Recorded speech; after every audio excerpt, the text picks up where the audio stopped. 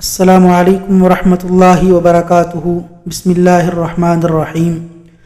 حدیث نبوی کے ایک بہت بڑے عالم اور استاد امام حسن بن سفیان رحمہ اللہ، جو بہت عابد و زاہد بھی تھے، زمانہ طالب علمی میں 9 طالب علموں کے ساتھ طلب علوم حدیث کے سلسلے میں مصر میں اقامت پذیر تھے۔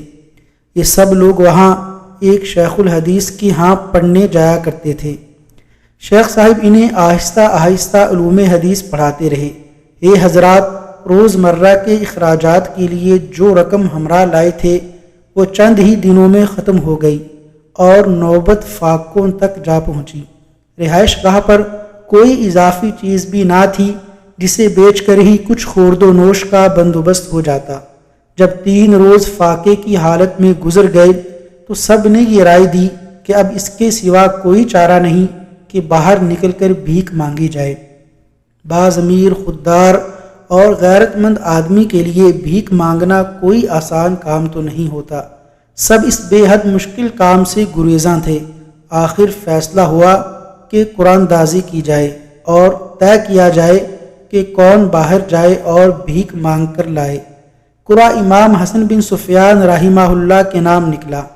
امام حسن بن سفیان رحمہ اللہ نے بجائے اس کے کہ جا کر لوگوں کے آگے ہاتھ پھیلاتے، مسجد ہی کے ایک گوشے میں 2 رکعت نماز کی نیت باندھ لی اور لمبی دعا کرنے لگے۔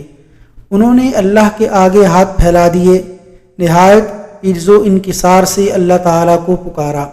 ابھی حالت سجدہ میں دعا کر ہی رہے تھے کہ ایک خوش پوشاک و خوش شکل نوجوان مسجد میں داخل ہوا۔ اس نے پوچھا، حسن بن سفیان کون ہے؟ اصحاب حدیث نے ان کی طرف اشارہ کیا۔ امام صاحب نے سجدہ سے سر اٹھایا اور جلدی سے نماز مکمل کی۔ نوجوان نے ان سے مخاطب ہو کر کہا، شیخ صاحب، مجھے مصر کے موجودہ حکمران امیر احمد بن طولون ابو العباس ترکی نے آپ کی خدمت میں بھیجا ہے۔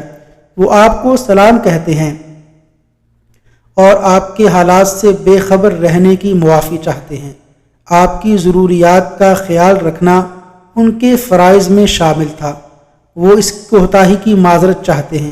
کل آپ کی خدمت میں وہ بھی نفس نفیس شریک ہوں گے۔ انہوں نے آپ لوگوں کے لیے کچھ مال ارسال کیا ہے جو آپ کو قبول کرنا ہوگا۔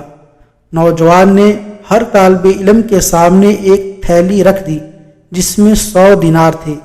اصحاب حدیث یہ جاں افزاں تعاون پا کر بے حد خوش ہوئے۔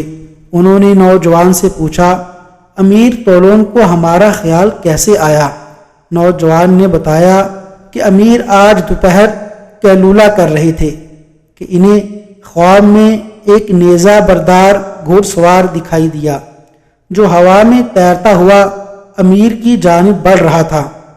اس نے قریب آ کر ان کے پہلو میں نیزے سے کچوکا لگایا اور باروب آواز میں کہا، اٹھو، حسن بن سفیان اور اس کے ساتھیوں کی مدد کرو، اٹھو، ان کی مدد کو جاؤ، وہ فلاں مسجد میں 3 روز سے بھوکے ہیں۔